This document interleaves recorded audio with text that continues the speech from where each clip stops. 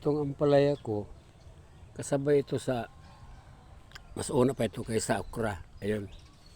Mayroon ng bunga, pero ang papayat pa. Ito ang pangalawa kong tanim ng palya. Ayan. Yun ang sinabi ko tulad ng dati na mas maganda yung bagong seeds na palya. Malalaki ang mga bunga niya. Ito maliit pero okay lang. Basta alagaan ko lang ito. Magugulay din. Masarap kasi ito lagyan ng hipon. Sa ngayon, kukuha ako ng dahon ng sibuyas. Kasi magluluto ako ng kinhason, yung punaw. Ay iulam namin ng misis ko. Yan. Okra. Kumuha ako ng sibuyas dahon, saka okra, ihalo ito sa kinhason. Magluluto ako ng punaw. Ito ang sinasabi ko sa inyo sa taas ng bahay ng bubong ko, ng tanim. Okra rin ito. 1, 2, 3, 4,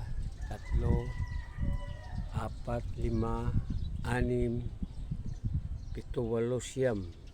10 itong nandito sa taas. At saka yung sa baba naman, mga 12. Marami ito.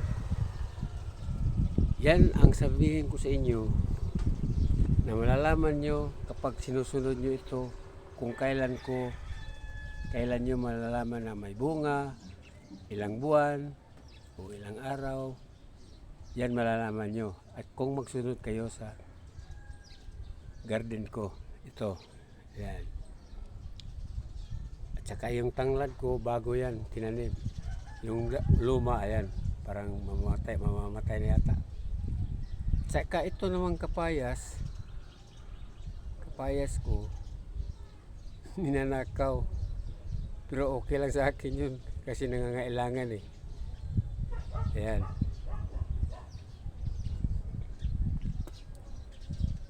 Yan, sibuyas ko. Yung sibuyas ko, hindi ko binubunot yung puno. Yun, mayroon pang sibuyas. Hindi ko binubunot yung puno kasi nalalaman ko rin sa Facebook na ganyan ang gagawin. Dahon lang ang kukunin mo para tuloy-tuloy ang laki, pagdami. Ganon din ang ginawa ko ng pitsay ko dati, marami kong pitsay. Ngayon hindi muna ako nagtanim ng pitsay. At saka yun lang po. Uulitin ko, malalaman nyo ang paglaki ng okra ko at ang kailan ako mag-harvest. Halimbawa, ngayon tinanim ko May 4. At ngayon, May 20 na. Yan lang po. At sana manonood pa rin kayo sa vlog ko.